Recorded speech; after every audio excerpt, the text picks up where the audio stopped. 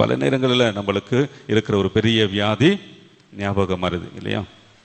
மற்றவங்க செய்கிற கெடுதலை கூட நிறைய ஞாபகம் வச்சுருப்போம், ஆனால் நல்லது நிறைய நேரங்களில் மறந்துடுவோம். இன்றைக்கு கடவுள் சொல்லுகிறார், உங்களுக்கு ஆண்டவர் செய்திருக்கிற நற்காரியங்களை நீங்கள் உங்களுடைய மனதிலே இருத்தி நன்றியுள்ளவர்களாக நீங்கள் இருக்க வேண்டும் என்கின்ற அழகான ஒரு அழைப்பை முதல் வாசகத்தின் வழியாக ஆண்டவர் நமக்கு கொடுக்கிறார். உங்களுடைய ஆண்டவர் செய்ததை ஒருபோதும் மறந்து போகாதீர்கள். உடைய கடவுள் உங்களுக்காக ஏறெடுத்த காரியங்களை ஒருபோதும் மறந்து போகாதீர்கள். நீங்கள் பிறந்தது முதல் இன்று வரை ஒவ்வொரு நாளும் கடவுள் உங்களுக்கு செய்திருக்கிற ஒவ்வொரு காரியத்தையும் அப்படியே நினைத்து பார்த்தோம் என்று சொன்னால் ஏராளமான அற்புதங்கள், ஏராளமான அதிசயங்கள், ஏராளமான நற்காரியங்கள், இவற்றை நீங்கள் மறந்து போகாதீர்கள்.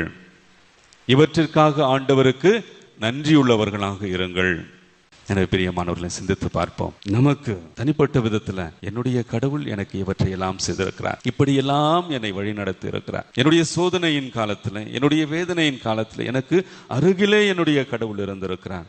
என்னை கரம் பிடித்து வழி நடத்தி இருக்கிறார். எனக்கு ஏராளமான ஆலோசனைகள் வழங்கி என்னை அற்புதமாய் தாங்கி வழி நடத்தி இருக்கிறார். இவற்றையெல்லாம் இன்றைக்கு நாம் சிந்தித்து பார்க்க இந்த திருவழிபாடு நமக்கு அழைப்பு கொடுக்கிறது.